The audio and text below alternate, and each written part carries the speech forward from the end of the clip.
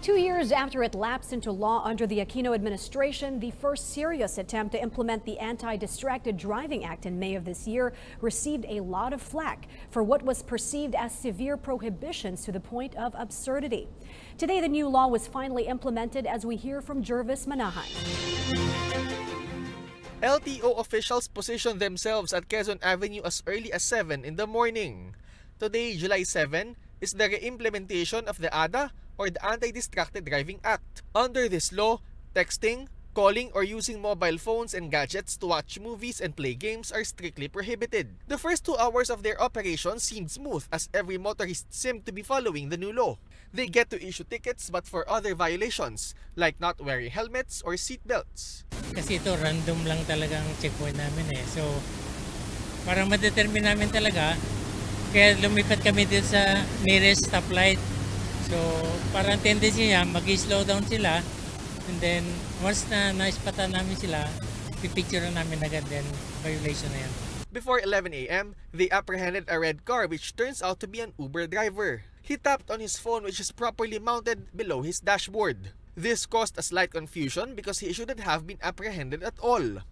However, one of the enforcers noticed that he was not wearing his seatbelt. The driver got ticketed for that violation. Less than 5 minutes passed and they got to apprehend another red car. This time, the driver was caught red-handed holding his phone. Hindi ko alam na bawal hawakan. Ang alam ko lang, bawal, pero parang bawal gamitin, pero parang siguro gano'n na rin yung dating. LTFRB spokesperson Eileen Lizada says that using Waze is acceptable as long as the phone is mounted on the safe zone. You are allowed to tap. As long, the operative word here is holding. Huwag niyo hong hahawakan. But when you tap, you're not holding. It is to aid you, to guide you. That's why it is a tool.